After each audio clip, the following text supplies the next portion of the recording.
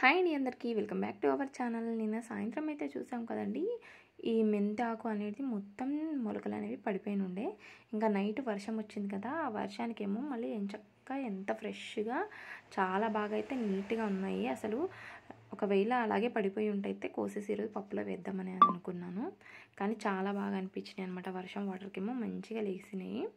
ఇంకా ఈరోజు అయితే ఈ వామాకుతో బజ్జీలు అయితే వేద్దామని చెప్పేసి కట్ చేస్తున్నాను. చూడండి, ఈ బకెట్లోకి మార్చాకైతే చాలా బాగా ఆకులు అనేవి వచ్చినాయి. చాలా డేస్ నుంచి అయితే నేను బజ్జీలు అయితే వేద్దామని తీసుకొచ్చాను అనమాట చెట్టు. ఇంకా చిన్న పాట్లో అసలు రిపోర్ట్ చేయలేదు కాబట్టి అలాగే ఉండిపోయినాయి. ఇంకా ఇప్పుడైతే నేను రిపోర్ట్ చేసిన తర్వాత ఆకులు అనేవి బాగా వచ్చేసి అలాగే స్టెమ్స్ అనేవి కూడా పెద్దగా ఉన్నాయన్నమాట. ఇంకా ఆకులు అయితే కోసేసానండి.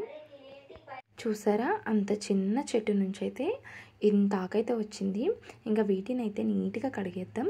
చూడండి, కొంచెం వర్షం పడడంతో అయితే డస్ట్ అనేది ఉంటుంది కదా, మట్టి అనేది వెనక ఆకుల సైడ్ అయితే చిత్తుకుందనమాట.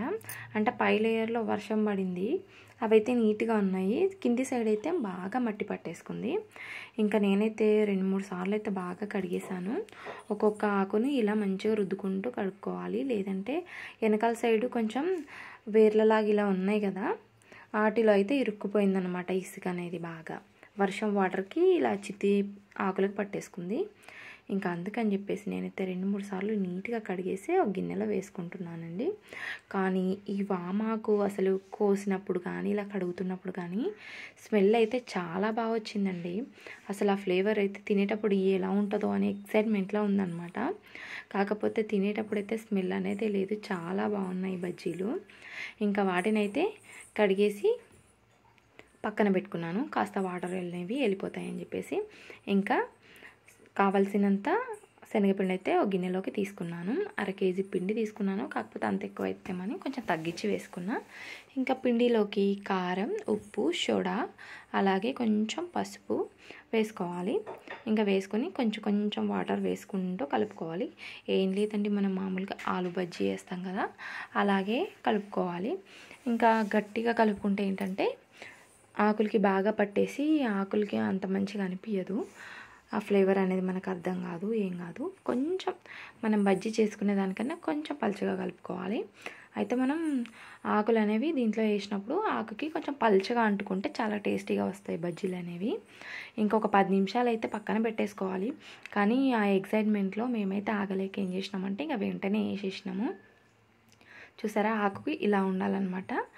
సన్నగా ఒక లేయర్ లాగా ఫామ్ అవ్వాలి, అంతే. ఇంకా ఎక్కువ పిండి అనేది అంటుకుంటే ఉబ్బిపోయి టేస్ట్లెస్గా ఉంటుంది.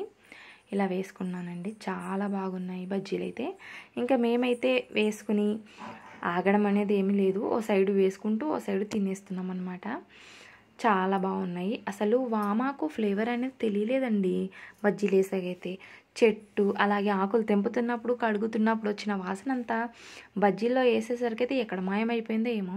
అసలు ఇలా బజ్జీలు వచ్చిన తర్వాత పిల్లలు తింటారో తినారో, ఆకులు వేసాము వామాకు ఎంత వాసన వస్తుందో అనుకొని వామ కూడా వేయలేదు దీంట్లో. కానీ అసలు వామాకు స్మెల్ అనేదే లేదు. చాలా బాగున్నాయి. ఇంకా పిల్లలు కూడా మస్తుగా మంచిగా తిన్నారనమాట. ఇలా తినని పిల్లలకు, ఆకులు తినని పిల్లలకి ఇలా బజ్జీలాగా చేసి ఇచ్చినాము కూడా సూపర్ తింటారు. ఇంకా చూపించడానికి కూడా బజ్జీలు లేవండి, ఇవైతే మీకు బజ్జీలు చూపించడానికని పక్కన పెట్టాను, అంతేనండి. బజ్జీలు అయితే చాలా సూపర్గా ఉన్నాయి. నచ్చితే లైక్ చేయండి.